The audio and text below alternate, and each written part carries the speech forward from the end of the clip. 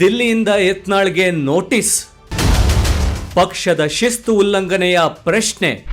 Notice notice notice. I don't like notice, but notice likes me.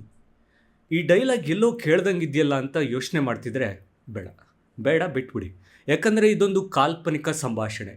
ಅಂದಹಾಗೆ ಶಾಸಕ ಬಸನಗೌಡ ಪಾಟೀಲ್ ಯತ್ನಾಳ್ ಅವರಿಗೆ BJPಯ ಶಿಸ್ತು ಸಮಿತಿಯಿಂದ ಮತ್ತೊಂದು ಶೋಕಾಸ್ ನೋಟಿಸ್ ಜಾರಿಯಾಗಿದೆ.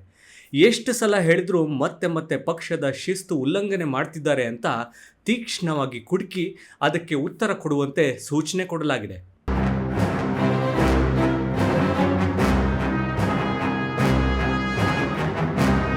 ಕರ್ನಾಟಕ BJP ರಾಜ್ಯ ಘಟಕದ ಅಧ್ಯಕ್ಷ BY ವಿಜಯೇಂದ್ರ ಹಾಗೂ ಮಾಜಿ ಮುಖ್ಯಮಂತ್ರಿ BS ಯಡಿಯೂರಪ್ಪ ಅವರ ವಿರುದ್ಧ ಬಹಿರಂಗವಾಗಿ ಆರೋಪಗಳನ್ನು ಮಾಡ್ತಾ ಏಕವಚನದಲ್ಲೇ ಯತ್ನಾಳ್ ಟೀಕೆಗಳನ್ನ ಮಾಡ್ತಿದ್ರು.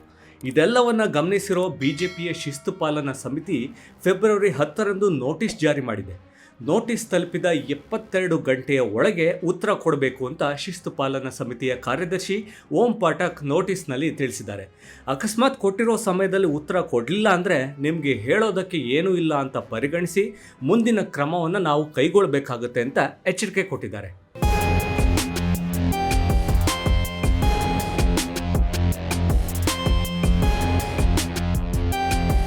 ಅಲ್ಲ, ನಿಮ್ಮ ಮೇಲೆ ಯಾಕೆ ಶಿಸ್ತು ಕ್ರಮ ಕೈಗೊಳ್ಳಬಾರ್ದು ಅಂತ ಯತ್ನಾಳ್ ಅವರಿಗೆ ನೋಟಿಸ್ ಕೊಟ್ಟು ಕೇಳಲಾಗಿದೆ. ಹಿಂದೆಯೂ ಇಂಥದ್ದೇ ನೋಟಿಸ್ಗೆ ಉತ್ತರ ಕೊಟ್ಟಿದ್ದ ಯತ್ನಾಳ್ ಮುಂದೆ ಹೀಗೆಲ್ಲ ಮಾಡಲ್ಲ, ಪಕ್ಷದ ಶಿಸ್ತು ಉಲ್ಲಂಘನೆ ಮಾಡಲ್ಲ ಅಂತ ತಿಳಿಸಿದ್ರು. ಸುದೀರ್ಘವಾಗಿ ಉತ್ತರ ಕೊಟ್ಟಿದ್ರು.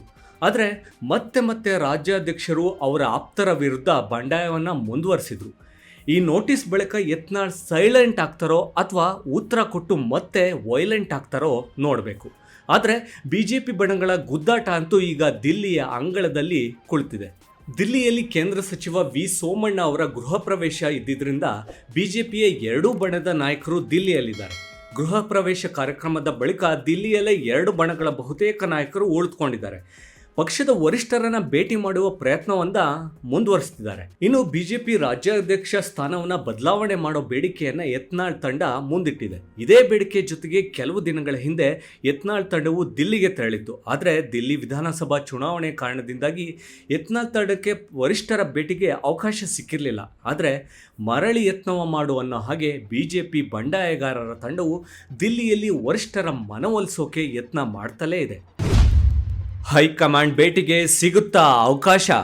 ಯತ್ನಾಳ್, ರಮೇಶ್ ಜಾರಕಿಹೊಳಿ, ಕುಮಾರ್ ಬಂಗಾರಪ್ಪ ಸೇರಿದಂತೆ ರೆಬೆಲ್ ಟೀಮ್ನ ದೆಹಲಿಯಲ್ಲಿ ಬೀಡ್ಬಿಟ್ಟಿದೆ.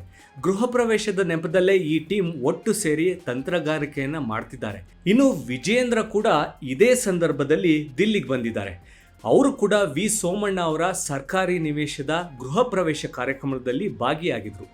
BJP ಬಣ ಕಿತ್ತಾಟ ಅಂತ್ಯ ಹಾಡೋ ನಿಟ್ಟಿನಲ್ಲಿ ಎರಡೂ ಬಣಗಳ ನಾಯಕರಿಗೂ ಹೈಕಮಾಂಡ್ ಭೇಟಿಯಾಗೋಕೆ ಅವಕಾಶ ಕೊಡುತ್ತಾ ಅನ್ನೋದು ಕುತೂಹಲ ಕೆರಳಿಸಿದೆ.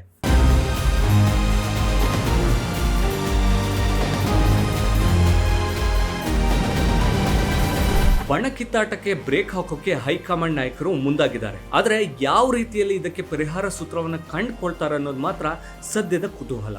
ಯತ್ನಾಳ್ಗೆ ಶಿಸ್ತು ಸಮಿತಿಯ ನೋಟಿಸ್ ಕೂಡ ಇದರ ಭಾಗವೇ ಆಗಿರಬಹುದು.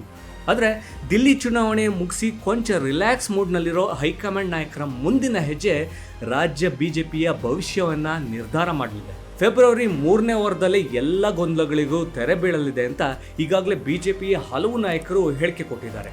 ಇನ್ನು ಕೆಲವೇ ದಿನಗಳಲ್ಲಿ ರಾಜ್ಯಾಧ್ಯಕ್ಷ ಸ್ಥಾನ ಘೋಷಣೆ ಮಾಡಬೇಕಾಗಿದೆ. ಹಾಗಾಗಿ ಹೈಕಮಾಂಡ್ ನಡೆ ಸಹಜವಾಗಿ ಕುತೂಹಲಕ್ಕೆ ಕಾರಣವಾಗಿದೆ.